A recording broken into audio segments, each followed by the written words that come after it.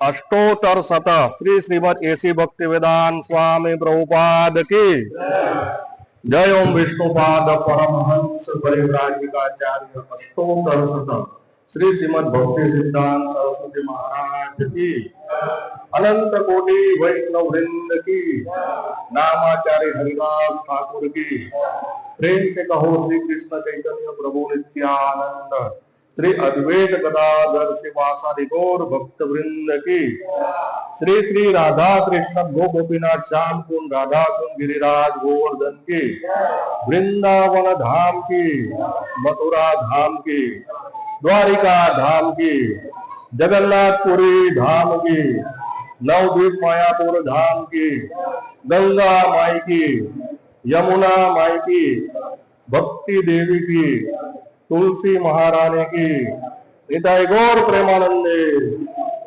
संवेता भक्तवृंद हरे कृष्णा संवेता भक्तवृंद हरे कृष्णा संवेता भक्तवृंद हरे कृष्णा।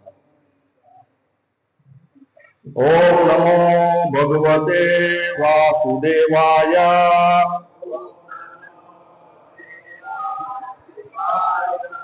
ओम नमो भगवते वासुदेवाय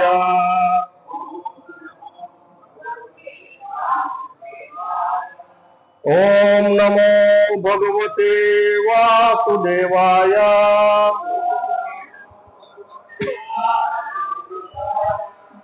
नारायणं नमस्कृत्यं नरं चैव नरोत्तमम् देवीं सरस्वतीं व्यासं ततो जयामुदीरये नष्टप्रायेषु अभद्रेषु नित्यं भागवत सेवया भगवते उत्तम श्लोके भक्तिर्भवति नैष्ठिकी। भगवद गीता तेना मूल रूपे अध्याय 2 गीतानो सार श्लोक संख्या 48।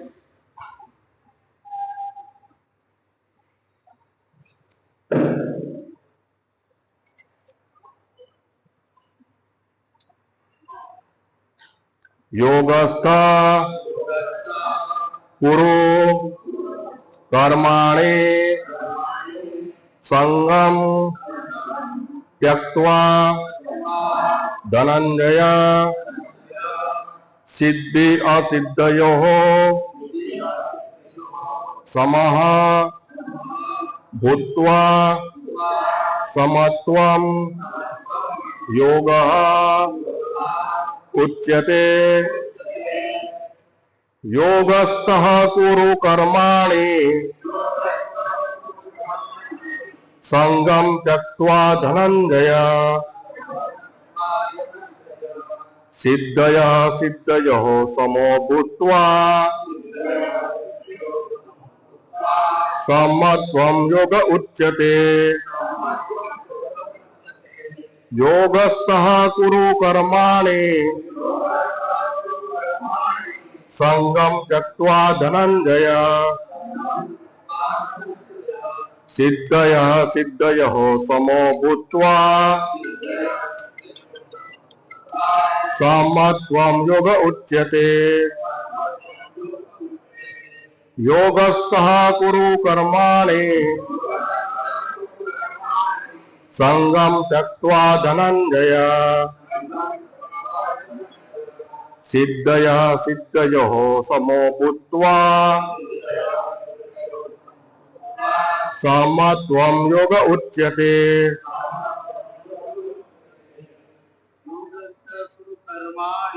योगस्थः कुरु कर्माणि संगम त्यक्त्वा धनंजय सिद्धयोः सिद्धयोः समो भूत्वा भूत्वा समत्वं योग उच्यते। कुरु कर्माणि संगम त्यक्त्वा धनंजय सिद्धया सिद्धयो समो भूत्वा समत्वं योग उच्यते। योगस्थः कुरु कर्माणि त्वा धनंजय सिद्धया सिद्धयो समो भूत्वा समत्वं योग उच्यते।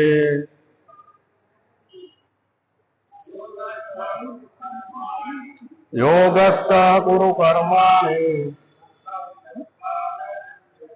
संगम त्यक्त्वा धनंजय सिद्धया सिद्धयो समो भूत्वा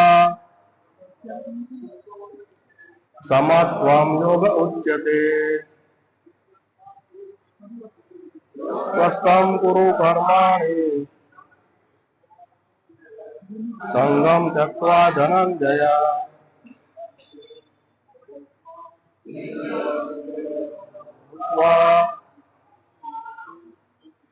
समत्वं योग उच्यते।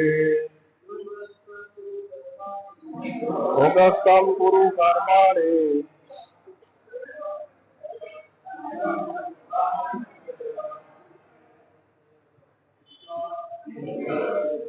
समो भूत्वा समत्वं योग उच्यते। योगस्थः कुरु कर्माणि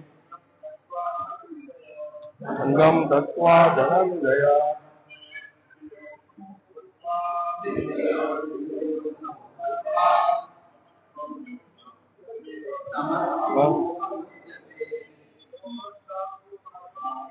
योगस्थः कुरु कर्माणि संगम त्यक्त्वा धनंजय सिद्धया सिद्धयो समो भूत्वा समत्वं योग उच्यते। माताजी योगस्थः कुरु कर्माणि संगम त्यक्त्वा धनंजय सिद्धयो समो भूत्वा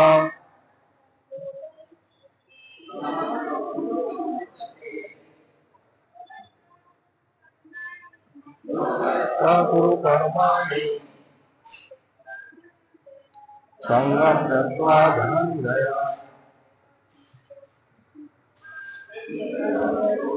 समो भूत्वा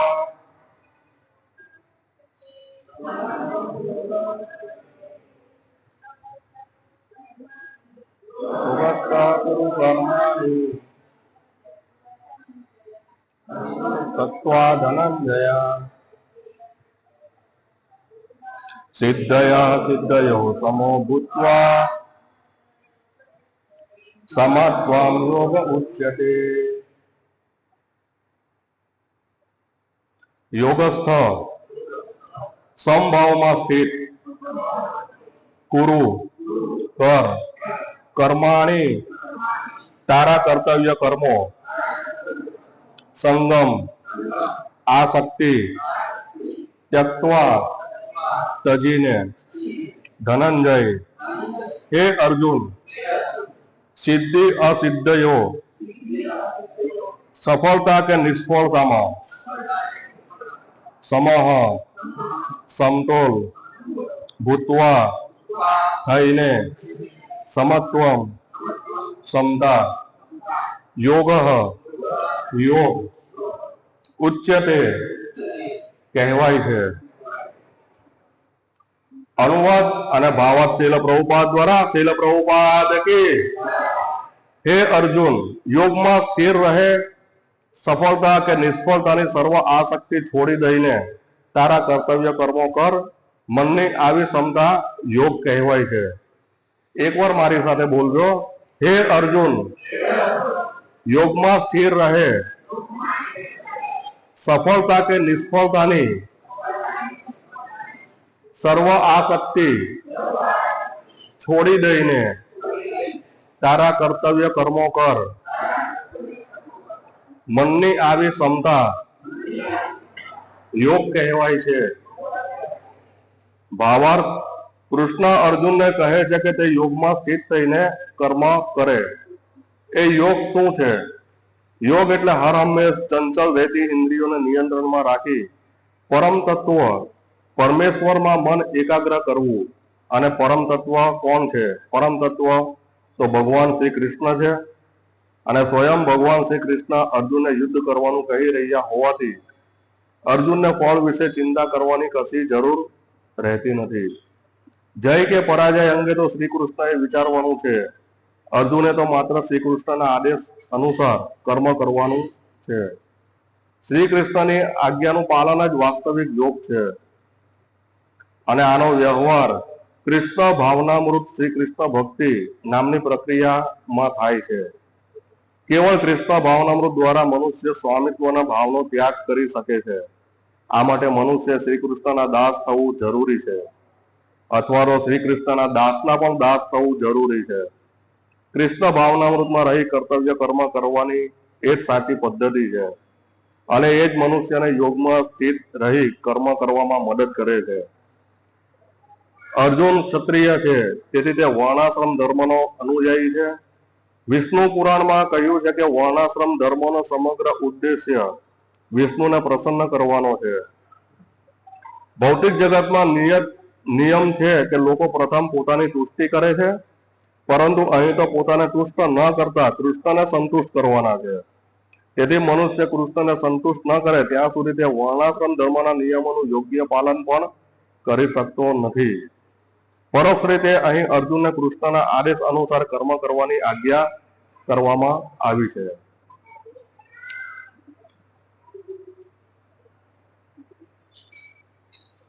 ઓમ અજ્ઞાનતિમિરાન્ધસ્ય જ્ઞાનમ જન શલાકયા ચક્ષુરુમિતમ યેન તસ્મૈ શ્રી ગુરુવે નમઃ. નમો વિષ્ણુપાદાય કૃષ્ણપૃષ્ઠાય ભૂતલે શ્રીમદ ભક્તિ વિકાસ સ્વામી નામિને. નમો ઓમ વિષ્ણુપાદાય કૃષ્ણપૃષ્ઠાય ભૂતલે શ્રીમદ ભક્તિ વેદાંત સ્વામી નામિને. નમસ્તે સારસ્વતે દેવી ગૌરવાણી પ્રચારે નિર્વિશેષ શૂન્યવાદી પાશ્ચાત્ય દેશકારીને. શ્રી કૃષ્ણ ચૈતન્ય પ્રભુ નિત્યાનંદ શ્રી અદ્વૈત ગદાધર શિવાસારી ગૌર ભક્ત વૃંદ.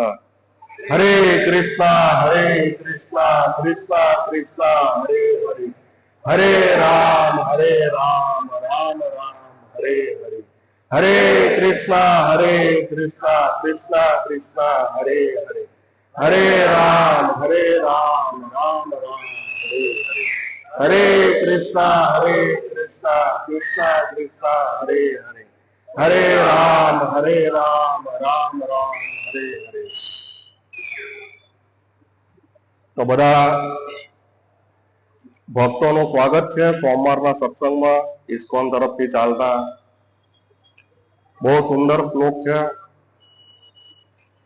સિદ્ધય અસિદ્ધયો, એક તો લાભ થાય છે કે હાનિ થાય છે, સફળતા કે નિષ્ફળતા, બે વસ્તુ છે. બરાબર. સત્સંગમાં આવીએ છીએ અને ઘણું બધું ભગવદ્ ગીતાના આધારે, શીલ પ્રભુપાદના ભાવાર્થના આધારે ઘણું બધું આપણને શીખવા મળે છે ભક્તોના સંગમાં. અને ભક્તોનો સંગ કરવાથી જ આપણી ભક્તિમાં પ્રગતિ થાય. પ્રભુપાદ એક ઉદાહરણ આપે છે એક અગ્નિનું. અગ્નિમાંથી કોઈ તણખલો નીકળી જાય, છૂટો પડી જાય તો એ ઓલવાઈ જાય, પણ એ તણખલો પાછો ઉચકીને અગ્નિમાં મૂકી દઈએ તો અગ્નિ પ્રજ્વલિત થઈ જાય. એટલે બહુ દુર્લભ છે આ સત્સંગમાં આવવું, બહુ દુર્લભ છે. બહુ ઓછા લોકો ભગવાનની ભક્તિ પ્રાપ્ત કરી શકે, બહુ ઓછા લોકો. એટલે સત્સંગમાં આવવું, આવી રીતે કીર્તન કરવું, પ્રવચન સાંભળવું, પ્રસાદ ગ્રહણ કરવો, ભક્તોનો સંગ કરવો, કંઈક શીખવું સત્સંગમાંથી, એ આપણી ભક્તિમાં પ્રગતિ કરાવે. એટલે સત્સંગમાં આવવું એ તો બહુ મહત્વ છે, પણ સાથે સાથે મનુષ્ય જીવન પણ બહુ મહત્વનું છે. જે અત્યારે છે જે અત્યારે આપણી જેટલી પણ પ્રગતિ આપણે કરીએ છીએ ભક્તિમાં, એ મનુષ્ય જીવનમાં જ થઈ શકે, 84 લાખ યોનિઓમાં નહીં થઈ શકે. આ એક વિચારવા જેવું છે કે આપણી પાસે અત્યારે સમય છે ભગવાનની ભક્તિ કરવાનો, પૂરેપૂરો ચાન્સ મળે છે આપણને. ભગવાનની તટસ્થ શક્તિ છીએ. તટસ્થ શક્તિ એટલે કેવું છે, આપણે નિર્ણય લઈ શકીએ, આપણો નિર્ણય લઈ શકીએ. અહીંયા ઉધના છે, ઉધના આપણે ઉધના જઈએ ને પછી ત્યાંથી રેલવેના બે ફાટા પડે, એક આમ ભુસાવલ બાજુ જાય અને એક મુંબઈ બાજુ જાય, એટલે બે ફાટા પડે. એટલે આપણે નક્કી કરવાનું, નિર્ણય લેવાનો કે મુંબઈ જવું છે કે પછી ભુસાવલ જવું છે. બરાબર, ત્યાંથી નિર્ણય લેવાનો ઉધનાથી. એમ મનુષ્ય જીવનમાં આપણે નિર્ણય લેવાનો કે ભગવાનના ધામમાં જવું છે ભક્તિ કરીને, કે પછી 84 લાખ યોનિઓમાં જવું છે, કે અહીંયા પૃથ્વી પર રહીને મનુષ્ય જીવન પ્રાપ્ત કરવું છે, કે પછી બીજી યોની પ્રાપ્ત કરવી છે. બરાબર. એક તો જે પ્રભુજીએ ગઈ વખતે સ્લાઇડ શોમાં બતાવેલું કે કળિયુગમાં 100 વર્ષની આયુષ્ય છે મનુષ્યની, 100 વર્ષની આયુષ્ય. બરાબર. એમાં પણ જેમ જેમ કળિયુગ આગળ ચાલે છે એટલે આપણી આયુષ્ય કેવી છે, ટૂંકી થતી જાય છે. અત્યારે જે મેડિકલ સાયન્સ છે એના આધારે જે મનુષ્યની આયુષ્ય ગણવામાં આવે એ 59 થી 62 વર્ષની એવરેજ આવે છે. કેટલી? 59 થી 62 વર્ષની, એટલે 60 વર્ષ એવરેજ માણસ જીવે છે અત્યારે. જે પેલા ગરડા જે હોય, શુદ્ધ ઘી ખાધેલું હોય, બાજરાના રોટલા ખાધા હોય, 90 વર્ષ કે 100 વર્ષ સુધી જીવે છે. પછી અત્યારે જે પેઢી છે મંચુરિયન વાળી, તે 50-60 માં હરે કૃષ્ણ થઈ જાય. બરાબર. એટલે 60 વર્ષનું આયુષ્ય છે. એમાં આપણો એક દિવસનો સમય કેટલો હોય? એક દિવસનો સમય 24 કલાક હોય. બરાબર. 24 કલાકમાંથી આપણે 8 કલાક સુઈ જઈએ છીએ. આપણે નિંદ્રામાં જઈએ, રાતે ઘરે જઈને સુઈ જઈએ એટલે સવારે 6-7 વાગી જાય, કોઈ 5 વાગે ઉઠી જાય. 8 કલાક આપણે સૂઈએ છીએ. 24 કલાકમાંથી 8 કલાક. બરાબર. તો 8 કલાક એટલે 24 કલાકનો ત્રીજો ભાગ થયો. 24 કલાકનો કેટલો? ત્રીજો ભાગ. 8 તાલીને 24 ત્રીજો ભાગ થયો છે. તો ત્રીજા ભાગનું જે આપણું મનુષ્ય જીવન છે કેવું છે? સુવામાં જતું રહી છે, નિંદ્રામાં, ગોદડા ઓઢીને. બરાબર. મનુષ્ય જીવન કેવું છે? એમને જતું રહી, જેને શાસ્ત્રોની ભાષામાં મૃત્યુ સમાન કહેવાય. નિંદ્રા એટલે મૃત્યુ સમાન. એમાં કઈ મળે નહીં, એમાં કઈ.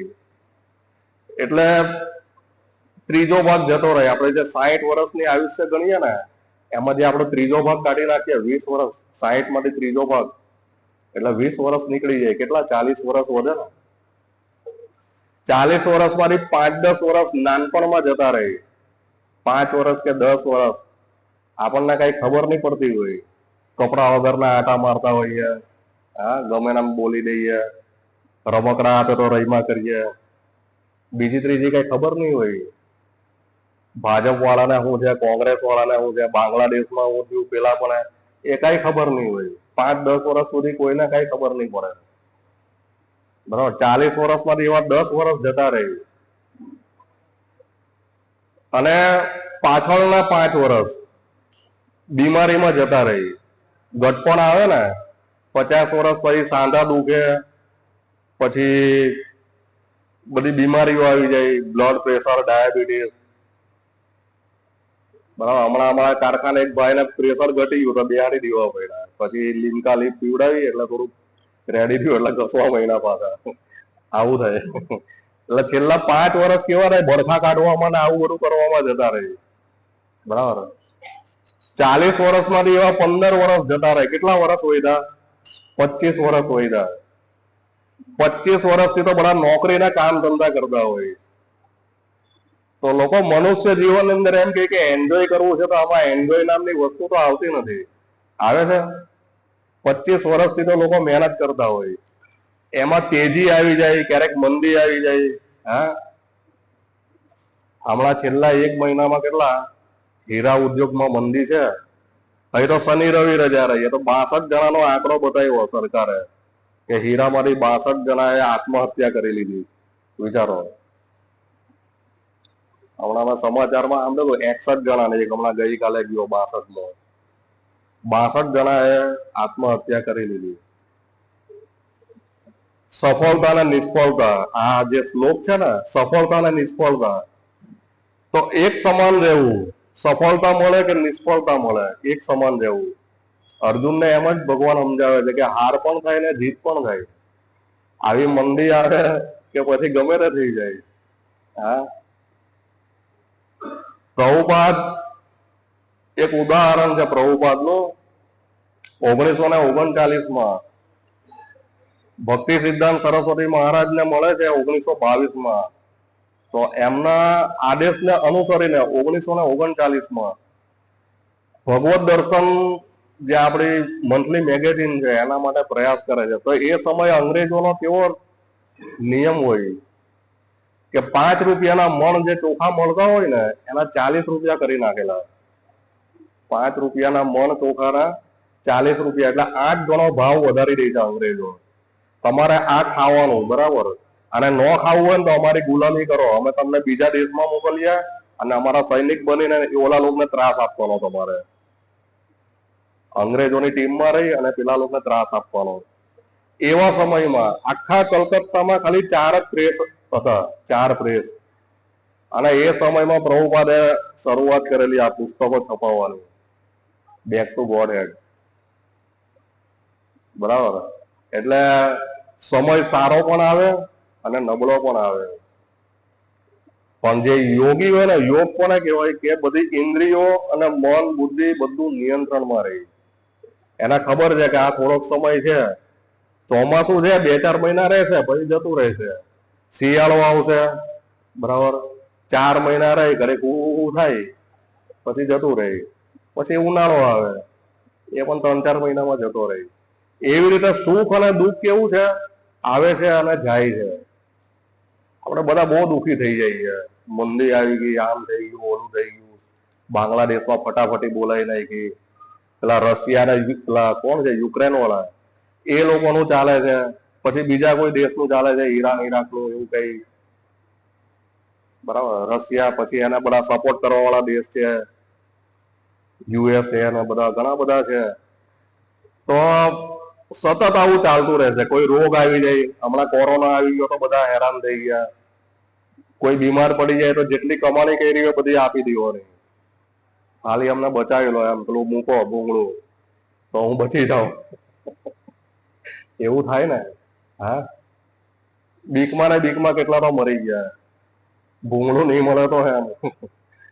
એટલે સફળતા અને નિષ્ફળતામાં એક સમાન રહેવું, એ ક્યારે શક્ય બને? જ્યારે આપણે સમજીએ કે આપણે શરીર નથી, આપણે આત્મા છીએ. આત્માના લેવલ ઉપર જયારે આપણે આવીએ ને, ત્યારે આ સમજી શકીએ. નકર દેહાત્મ ભાવમાં બધા બહુ દુઃખ આવે. કોઈ કઈ બોલી જાય ને તો પણ કેટલા લોકો 20-20 વર્ષ લગી યાદ રાખે. મેં એક ભાઈને એક ડાયલોગ મારેલો લગભગ ઘણા વર્ષો પહેલા, તો હજી યાદ રાખે કે તું મને આમ કીધું તું. 20 વર્ષ હું જયારે ભક્તિમાં નહોતો ત્યારે. તો આપણે કેમ જેમ ભાવે ભાષા બોલતા હોઈએ ને, એવું મેં બોલેલું તો એને યાદ છે હજી કે આ વ્યક્તિ આવું બોલેલો એમ. એટલે આને દેહાત્મ ભાવ કહેવાય. આપણે સુખ અને દુઃખ નો અનુભવ કરીએ છીએ. સુખ અને દુઃખ શેમાંથી ઉદ્ભવે છે? એ પણ એક છે ને, માત્રા સ્પર્શાસ્તુ કોંતેય શીતોષ્ણ સુખ દુઃખા. માત્રા સ્પર્શાસ્તુ કોંતેય, આગમાં પાયનો નિત્ય સ્થાન તિતિક સસ્વ ભારત. જેમ શિયાળો ને ઉનાળો આવે ને, એમ ઇન્દ્રિયોની અનુભૂતિથી આપણે સુખ અને દુઃખ નો અનુભવ કરીએ છીએ. સુખ અને દુઃખ નો અનુભવ શેના દ્વારા કરીએ છીએ? ઇન્દ્રિયોની અનુભૂતિથી. અહીંયા પ્રભુપાદ ભાવાર્થમાં લખે છે કે ઇન્દ્રિયોને નિયંત્રણમાં રાખવું એને યોગ કહેવાય. પ્રભુપાદ લખે છે આમાં ભાવાર્થમાં.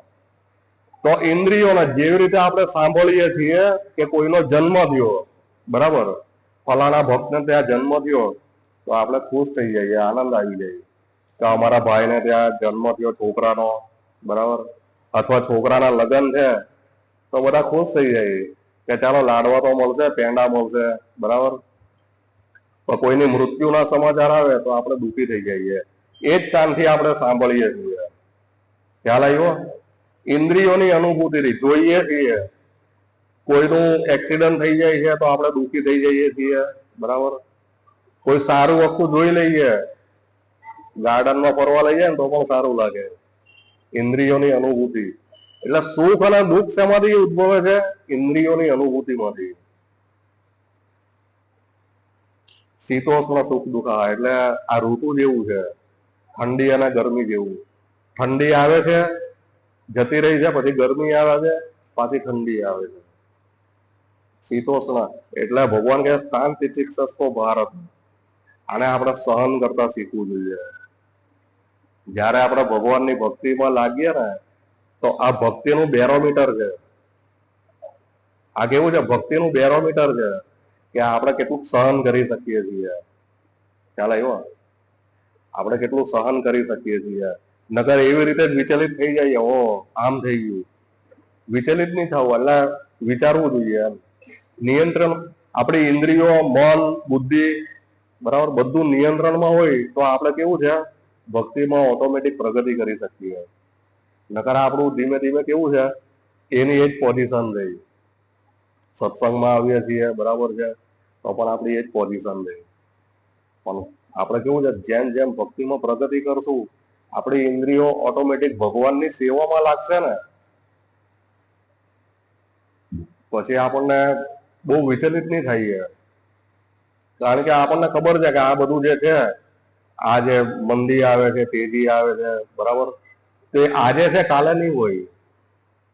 હમણાં દિવાળી આવશે એટલે બધા ભૂલી જાય. બધા દિવાળી પછી પાછી મંદી આવશે, પાછા ભૂલી જશે. થોડુંક 2-4 મહિના હરતા જાય એટલે પાછું બધું ભૂલી જાય બધા. સમય સારો નબળો બધું જ આવશે. પણ આને આપણે સહન કરતા શીખવું જોઈએ. ભગવાનનો આદેશ છે અને ભગવાનની સેવામાં લાગેલું રહેવું જોઈએ. એ મુખ્ય ઉદ્દેશ્ય છે. કારણ કે અર્જુન એક વર્ણાશ્રમ પણ હતો ને, ક્ષત્રિય હતો. તો ક્ષત્રિય ધર્મનું પાલન છે કે યુદ્ધ કરવાનું, બરાબર, યુદ્ધ તો ચાલુ જ રાખવાનું. પહેલાના સમયમાં જયારે યુદ્ધ કરવા જેવું નહીં હોય ને તો પણ ક્ષત્રિયના છોકરાઓ ને, રાજાના છોકરા હોય ને, એને યુદ્ધ કરવા મોકલે, જબરજસ્તી યુદ્ધ કરવાનું. અને એને હરાવીને આવે ને પછી એનો વિવાહ થાય, એના લગ્ન ત્યારે થતા. અથવા સિંહની હારે લડવાનું, વાઘની હારે લડવાનું. એના હરાવે વાઘને ને સિંહને, ત્યારે એના વિવાહ થાય કે રાજા બનવાનું પદ મળે એને. એક ક્ષત્રિય તરીકે એનો સ્વીકાર થતો સમાજમાં. અત્યારે કૂતરું વાય દોડ્યું હોય તો ભે પડી જાય, બધાને પડી જાય ને. અમારા ભક્તોને કે મંગળામાં આવો કે કૂતરા દોડે છે એટલા સવારમાં. સિંહની ત્રાડ કેવી હોય ખબર છે? આજે ગીર વિસ્તારના છે, લોકોને ખ્યાલ હશે. સિંહ જયારે બોલે ને તો 8 કિલોમીટર આજુબાજુના એરિયામાં એનો અવાજ સંભળાય. એની જે ત્રાડ નાખે ને રાત્રે સિંહ, ત્યારે એની ત્રાડ એવી હોય. આપણે કૂતરાથી બી જઈએ, બોલો. ઘણા તો પેલા ગરોળી કોકરોચ થી બીતા હોય ઘરમાં. આપણો ભય છે, મનુષ્ય આપણે કેવું ભયથી ભયભીત છીએ ને. એટલે જ્યાં સુધી આપણે ભગવાનની સેવામાં નથી લાગતા ત્યાં સુધી આ બધા ભય રહે છે આપણને. મૃત્યુના ભય છે, બરાબર, રોગના ભય છે, બધા બહુ ભય છે. એટલે વૈકુંઠમાં કેવું છે? ભગવાનના ધામમાં, ગોલોકમાં રોજ જ નવા નવા ફેસ્ટિવલ ઉજવવામાં આવે. રોજ ડેલી ભગવાનને લાખો, હજારો ને લાખોની સંખ્યામાં લક્ષ્મીઓ ભગવાન માટે ભોગ બનાવે છે. હજારો ને લાખો કોમ્પિટિશન થાય કે હું આજે આ ભોગ બનાવ્યો, તો પેલા લક્ષ્મીજી કહે કે આ હું ભોગ બનાવ, આ ભોગ બનાવું. જે સ્ત્રીલિંગ હોય ને એ જ્યાં ભગવાનના ધામમાં જયારે લક્ષ્મીજીનું રૂપ પ્રાપ્ત કરે તો એ ભગવાનને પ્રસન્નતા માટે, ભગવાન કૃષ્ણની પ્રસન્નતા માટે જાત જાતના ભોગ બનાવે. ભગવાન માટે કોઈ ફૂલ બની જાય, કોઈ વાજિંત્ર બની જાય કે એમને વગાડે, બરાબર. એવી રીતે ભગવાનની પ્રસન્નતા માટે. એવી જ રીતે જયારે કોઈ ભગવાનના ધામમાંથી આ જગતમાં આવે ને કોઈ આચાર્ય કે ગુરુ, તો એ બધા ધામની સ્થાપના કરવામાં આવે, શાસ્ત્રનું વિતરણ કરવામાં આવે પ્રભુપાદની જેમ. તો ઇસ્કોનની સ્થાપના એટલા માટે જ કરવામાં આવી કે ઇસ્કોન સૌથી વધારે ફેસ્ટિવલ ઉજવતી સંસ્થા છે. સૌથી વધારે ઉત્સવ ઉજવે ને ઇસ્કોન મંદિરે આવે એટલે રોજ જ ઉત્સવ જેવું લાગે, રોજ તહેવાર હોય ને એવું જ લાગે. આપણે ઘરે નવું વર્ષ હોય ને તો પણ દિવાળી હોય તો પણ દિવાળી જેવું કદાચ લાગે કે ન લાગે, પણ મંદિરે એકવાર ભગવાનના દર્શન કરી લઈએ ને એટલે રોજ દિવાળી જેવું લાગે આપણને. રોજ ભગવાનને ત્યાં ફેસ્ટિવલ ઉજવાય, રોજ ભગવાન માટે ભોગ લાગે છે, રોજ ભગવાનની સેવા થાય છે, કીર્તન થાય છે, ભગવાનના ગુણગાન ગવાય છે. એટલે પ્રભુપાદે આ સ્થાપના કરી છે કે બધા ફેસ્ટિવલ ભક્તો, સ્પેશિયલ ભક્તો ઉજવે. જે હમણાં ફેસ્ટિવલ આવે છે ને, બલરામ પૂર્ણિમા આવે છે, બરાબર, પછી કૃષ્ણ જન્માષ્ટમી આવે છે, પ્રભુપાદ આવિર્ભાવ એટલે નંદ મહોત્સવ આવે છે, અને રાધા અષ્ટમી. 4 ફેસ્ટિવલ આવે છે આપણા અત્યારે, બહુ સૌથી મોટામાં મોટા, આ વર્ષના સૌથી મોટામાં મોટા. તો એના વિશે આપણે થોડું ઘણું જાણવું જોઈએ કે આ ઉત્સવ ઉજવીએ તો આપણે છેલ્લા સમયે અંતકાલે ચ મામેવ સ્મરણ, ભગવાનનું સ્મરણ કરી શકીએ. જો આ ઉત્સવો જો આપણને યાદ રહી જાય તો છેલ્લા સમયે આવો આપણે આ ઉત્સવો ઉજવેલા, આ ધામમાં યાત્રા કરેલી, તો જેના દ્વારા આપણે ભગવાનનું સ્મરણ કરી શકીએ છેલ્લા સમયે, મનુષ્ય જીવનનો છેલ્લો સમય. અંતકાલે ચ મામેવ સ્મરણ મુક્ત્વા કલેવરમ, તો ભગવાનના ધામમાં આપણે જઈ શકીએ. જેના માટે આપણે આ ફેસ્ટિવલ ઉજવીએ છીએ. જન્માષ્ટમી છે, બલરામ પૂર્ણિમા છે. ભગવાન કૃષ્ણનું જયારે આપણા જીવનની અંદર ભગવાનનું જયારે એન્ટ્રી થાય ને, આપણા જીવનની અંદર ભગવાનની એન્ટ્રી થાય તો એની પહેલા કોની એન્ટ્રી થાય? ગુરુની એન્ટ્રી થાય, પરમ ગુરુની એન્ટ્રી થાય, પછી જ ભગવાનની એન્ટ્રી થાય આપણા જીવનની અંદર. કારણ કે ભગવાનના ભક્તો અને ગુરુ સિવાય કોઈ ભગવાનની ભક્તિ નહીં આપી શકે. ભગવાન પણ નહીં આપે ભક્તિ. ભગવાન મુક્તિ આપે પણ ભક્તિ નહીં આપે. ભક્તિ માટે ભગવાનના ભક્તો પાસે જ જવું પડે. ખ્યાલ આવ્યો? એટલે ભગવાનના ધામમાં જે ભગવાનનો પ્રથમ વિસ્તાર છે ને, એ કોણ છે? બલરામજી છે, ભગવાનના મોટા ભાઈ. જે અહીંયા ભગવાને લીલા કરેલી ત્યારે ભગવાનના મોટા ભાઈ થઈને આવેલા બલરામજી. ભગવાનનો પ્રથમ વિસ્તાર છે ગોલોક વૃંદાવનમાં, ભગવાનના ધામમાં, વૈકુંઠમાં. જે 5 રીતે ભગવાનની સેવા કરે છે, 5 રૂપોમાં. 5 રૂપોમાં આ ભૌતિક જગતમાં જયારે અવતરિત થાય ને ત્યારે 5 રીતે ભગવાનની સેવા કરે છે. ભગવાન એક જ છે, કૃષ્ણ અને બલરામમાં કોઈ તફાવત નથી, કોઈ ફરક નથી, પણ એક સેવક છે અને એક સેવ્ય છે. સેવ્ય એટલે જે સેવા સ્વીકારે છે, અને એક સેવક છે. તો બલરામજી છે એ કોણ છે? એ સેવક છે, અને ભગવાન કૃષ્ણ સેવા એનો સ્વીકાર કરે છે. તો ભગવાન જયારે અવતરિત થાય છે, એટલે ભગવાન કૃષ્ણ જયારે અવતરિત થાય ને, ભગવાનને લોકો કેટલા 8 ભાઈ હતા. 6 ભાઈનું મૃત્યુ થઈ જાય છે. કંસ એને મૃત્યુ, વસુદેવજીને દેવકી જયારે જેલમાં હોય છે ત્યારે એમના 6 ભાઈઓને એ મૃત્યુ થઈ જાય છે, મારી નાખે છે, વધ કરી નાખે છે કંસ. પછી બલરામનો જન્મ થાય છે, અને પછી ભગવાન કૃષ્ણનો જન્મ થાય છે. બરાબર? એટલે આ સમજવું જોઈએ કે આપણા હૃદયની અંદર આજે 6 આસુરી વૃત્તિ છે ને, એ જાય ને પછી ભગવાન બલરામનું પ્રાગટ્ય થાય આપણા હૃદયની અંદર, આપણા જીવનની અંદર. ખ્યાલ આવ્યો? 6 ભાઈ છે ભગવાનના, જે કૃષ્ણના સૌથી મોટા, જે કંસ વધ કરી નાખે છે, એ આસુરી વૃત્તિ છે બધી. કામ, ક્રોધ, લોભ, મદ, મત્સર, આ 6 પ્રકારની. આ 6 પ્રકાર જયારે જાય ને ત્યારે આપણું હૃદય શુદ્ધ થાય, અને ભગવાન બલરામ બરાબર 5 રીતે જે સેવા કરે છે ને ભગવાનની, અને પછી ભગવાન કૃષ્ણ આપણા જીવનમાં આવે. એવી રીતે બીજું છે ભગવાનનો વિસ્તાર છે ભગવાનના ધામમાં, નારાયણની અરે ચતુર્વ્યુહમાં જે 4 ભગવાનનો વિસ્તાર થાય છે, શંકર્ષણ, પ્રદ્યુમ્ન, અનિરુદ્ધ અને વસુદેવ. બરાબર, વાસુદેવ. આ ચાર રીતે એનો વિસ્તાર થાય છે. એમાં જે સંકર્ષણ છે એ ભગવાન બલરામનો બીજો વિસ્તાર છે. આ બીજી રીતે ભગવાનની સેવા કરે છે. ત્રીજી રીતે સેવા કરે છે બલરામજી, જ્યારે ભગવાન મહાવિષ્ણુ રૂપે આવે છે અને અનંત શેષ ઉપર સૈયા ઉપર શયન કરે છે, ત્યારે ભગવાન બલરામ એ અનંત શેષ બનીને, જે આપણે જોઈએ ને નાગની સૈયા ઉપર ભગવાન સૂતેલા છે અને ભગવાન ની સેવામાં લાગેલા છે બલરામજી. આ ત્રીજી રીતે લાગેલા છે ભગવાન બલરામ, ભગવાન કૃષ્ણની. શાસ્ત્રોમાં હમણાં ચૈતન્ય ચરિત્રમાં વાંચતો હતો, એમાં વર્ણન છે કે એ અનંત શેષ જે છે ભગવાનના અવતાર, બરાબર, તો એ એના અનંત મુખ છે અને અનંત કાળથી ભગવાનના ગુણગાન ગાય છે. અને તો પણ હજી ગુણગાન હજી પૂર્ણ નથી થયા. બોલો, ભગવાન કૃષ્ણના કેટલા ગુણગાન હશે ભગવાનના અનંત કાળથી. આપણે તો ઘડીક હરે કૃષ્ણ કરીને જતા રહીશું, બસ પતી ગયું. હા, અનંત કાળથી ભગવાનના ગુણગાન ગાય છે, વિચારો. આ ત્રીજા ભગવાન સેવક અને સેવ્યના સાથે અવતરિત થાય છે ભૌતિક જગતમાં. પછી ચોથું, ભગવાન રામચંદ્ર ભગવાન જયારે આ ધરાધર પર આવે છે ત્રેતા યુગમાં, ત્યારે બલરામજી લક્ષ્મણ બનીને ભગવાનની સેવા કરે છે.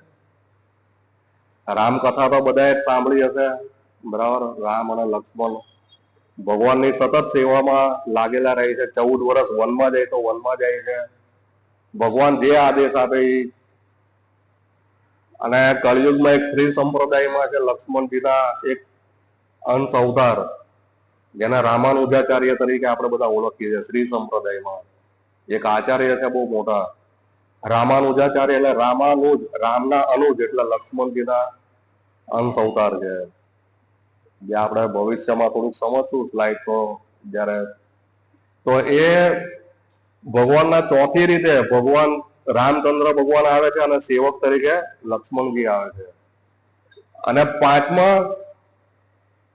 પાંચમા ખ્યાલ છે, ચૈતન્ય મહાપ્રભુ જયારે ભગવાન કૃષ્ણ અવતરિત થાય છે આ ધરાધર ઉપર, કૃષ્ણ વર્ણમ કૃષા કૃષ્ણમ સાંગો પાંગાસ્ત પાર્ષદમ યજ્ઞ સંકીર્તન ત્રાય યજંતે સુમેઘસઃ.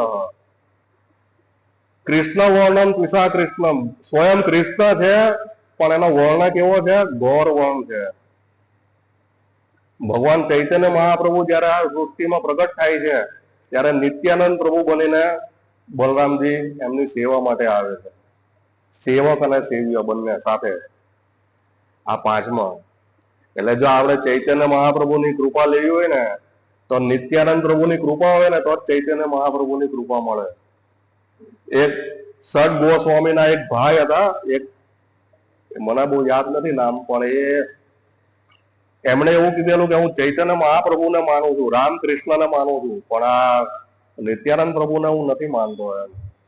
તો ચૈતન્ય મહાપ્રભુને ખબર પડે કે નિત્યાનંદ પ્રભુને ના પાડે છે માનો, બલરામજીને કે હું નથી માનતો એમ.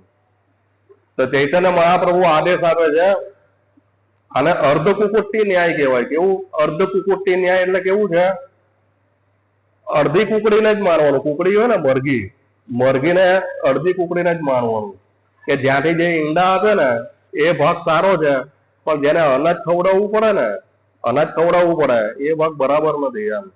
કારણ કે એને રોજ ખવડાવવું પડે. મરઘી કુકડી હોય ને, કુકડીને રોજ ખવડાવવું પડે, તો જ એ ઈંડાને બધું એ પોષણ મળે, નકર મળે નહીં. એટલે આ બધું કેવું છે, ગુરુના આદેશનું પાલન કરીએ ને એમાં આપણે કેવું છે, એનો ભોગ આપવો પડે. આપણે સેવામાં સમય, બરાબર, સમય બધું જ આપવું પડે. કર્મણા, મનસા અને વાચા બધું જ ભગવાન ગુરુની સેવામાં લગાવવું પડે. કર્મણા એટલે કાર્યથી, કર્મ કરીને સેવા કરવાની. મનસા એટલે વિચારીને, મનન કરીને ગુરુ અને ભગવાનની સેવા કરવાની. વાચા એટલે બોલીને સ્તુતિઓ કરવાની, ગુરુ મહારાજને પ્રાર્થના કરવાની, બરાબર, પ્રણામ મંત્ર બોલવાના, ભગવાનની સ્તુતિ કરવાની. ત્રણ રીતે ભગવાનની સેવામાં લાગવાનું. એટલે ભગવાન કૃષ્ણની જો કૃપા જોતી હોય ને તો આ બલરામજીની કૃપા મળે. પછી જ ભગવાન કૃષ્ણની કૃપા મળે. ત્યાં સુધી આપણે કૃપા પ્રાપ્ત નહીં કરી શકીએ. એટલે આટલા ફેસ્ટિવલ આવે છે હમણાં, 4 ફેસ્ટિવલ. તો પેલા કહે ને, જયારે ધમાલ થાય ને, આ બાંગ્લાદેશમાં કેવી ધમાલ થઈ છે, એવી સુરતમાં એકવાર ધમાલ થયેલી 1992માં. ત્યારે એ સમયે જયારે એલર્ટ કરવામાં આવે, એલર્ટ એટલે કેવું છે, એલર્ટ કે ભાઈ જેટલા મિલિટરી વાળા હોય, પોલીસ વાળા હોય, જેટલા હોય ને, રજા ઉપર હોય ને તો પણ એને બોલાવો. કારણ કે સિટીમાં કેવું છે, ધમાલ થવાની છે. એટલે બધાને એલર્ટ કરવામાં આવે કે ભાઈ જેટલા હોય એટલા બધા, રજા હોય તો રજા નહીં ચાલે ભાઈ, અહીંયા ફટાફટ ડ્યુટી પર આવી જાઓ. મોટા મોટા કમિશનર હોય, ડીઆઈજી હોય, ઇન્સ્પેક્ટર હોય, એસઆઈપી હોય, જેટલા હોય બધાને જ બોલાવે. કોન્સ્ટેબલ હોય, નો આવડતું હોય એને બી લાકડી આપી દે હાથમાં, બરાબર, પેલું એ લઈને ઉભા રહી જાઓ. એવી રીતે ભગવાનની સેવામાં 4 દિવસ સતત મારી ઈચ્છા છે કે અહીંયા બેસેલા થઈ બધા જ ભક્તો મંદિરે સેવામાં આવે. બલરામ પૂર્ણિમા, જન્માષ્ટમી, બરાબર, બલરામ પૂર્ણિમાના દિવસે મંગળા આરતી કરીશું. પછી 11 વાગે ભગવાનનો અભિષેક થાય છે, 12:30 વાગે ભોગ આરતી થાય છે, અને પછી બધા ભક્તો માટે પ્રસાદ છે. તો પીરસવાની સેવા છે બપોરે પૂનમના દિવસે. પછી જન્માષ્ટમીના દિવસે મંગળા આરતી છે સવારે, બરાબર. માતાજીઓ માટે 56 ભોગ બનાવવાની સેવા છે. જે વૈકુંઠમાં જે લક્ષ્મીઓ બનાવે છે એવી રીતે અહીંયા ભગવાનને ભોગ લાગે છે મંદિરોમાં, ઇસ્કોન મંદિરે. તો બધા માતાજીઓ પણ જે 16 માળા કરતા હોય ત્યાં આવી શકે છે ત્યાં, બરાબર, માર્ગદર્શન લઈને કેવી રીતે આવવું, એ રીતે બધું, કયા સમયે આવવું. અને જન્માષ્ટમીના દિવસે આપણો એક બુકનો સ્ટોલ લાગશે મંદિરે, અને અહીંયા અમરોલીમાં પણ બુક વિતરણને નગર સંકીર્તન રાખીશું. તો વધુ ને વધુ ભક્તો હશે તો વધારે આપણે પ્લાનિંગ કરી શકીશું. અને સાંજે ભગવાનનો અભિષેક થાય, ભગવાન કૃષ્ણનો જન્માષ્ટમીના દિવસે. અને 12, 12:30 વાગે જે ઉપવાસને યોગ્ય પ્રસાદ હોય તો એ લઈને પછી બીજે દિવસે નન મહોત્સવ ઉજવવામાં આવે, જેમાં 10, 12, 15 આઈટમ જે પ્રસાદ વિતરણ માટે બનાવીએ છીએ, તેમાં 15 થી 20 હજાર વધારે ભક્તોનો પ્રસાદ બનાવીએ છીએ. તો એના વિતરણ કરવા માટે ઘણા બધા ભક્તોને માતાજીઓની જરૂર છે, બરાબર. એ લગભગ 11:30, 12 વાગે શરૂ થાય, ચાલે ત્યાં સુધી 5, 5:30, 6 વાગ્યા સુધી સતત. અને બહાર આપણું જે બુક સ્ટોલ છે ત્યાં પણ ઘણા બધા ભક્તોની જરૂર છે. તો વધુ ને વધુ ભક્તો આવો, 1 કલાક, 2 કલાક, બરાબર, 3 કલાક, જે આપણને સમય મળે ને એ સમય ભગવાનની સેવામાં લગાવવો જોઈએ. ખ્યાલ આવ્યો?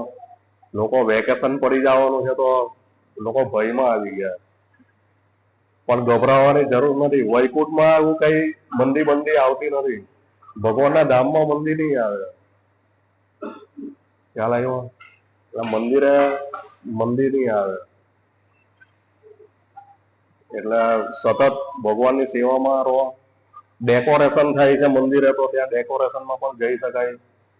જેને ડેકોરેશન નું ફાવતું હોય એ ડેકોરેશનમાં 2-4 દિવસ અગાઉ જઈ શકે. અલગ અલગ સેવાઓ છે ભગવાનની, ભગવાનને પ્રસન્ન કરવા માટે, બરાબર, પ્રભુપાદને પ્રસન્ન કરવા માટે. સૌથી સારામાં સારી સેવા હોય ને તો બુક ડિસ્ટ્રીબ્યુશનની સેવા છે. જેટલું આપણે ભગવાનના નામનો પ્રચાર કરીશું ને એટલા આપણે ગુરુ અને કૃષ્ણને બંનેને પ્રસન્ન કરી શકીશું. કારણ કે આ યોગ છે ને, યોગ એ વાસ્તવિક યોગ છે કે આપણે ઘરે જઈને લોકોને શું કહેવાના છે, કૃષ્ણ, હરે કૃષ્ણ, અમે ઇસ્કોન મંદિરથી આવ્યા છીએ, આ કૃષ્ણ છે, રામાયણ છે, ભગવદ ગીતા છે, લોકોને એ રીતે જ બતાવવાના ને. એટલે આપણું સતત મન અને ઇન્દ્રિયો બધું આપણે ભગવાનની સેવામાં લગાવી શકીએ. ભગવાનની સેવા પૂજા કરવા માટે બ્રાહ્મણ દીક્ષિત હોવા જોઈએ. એમાં 64 અપરાધ લાગે. ભગવાનનું નામ લઈએ ને તો એમાં 10 નામ અપરાધ લાગે. ભગવાનની સેવામાં પણ અપરાધ થાય.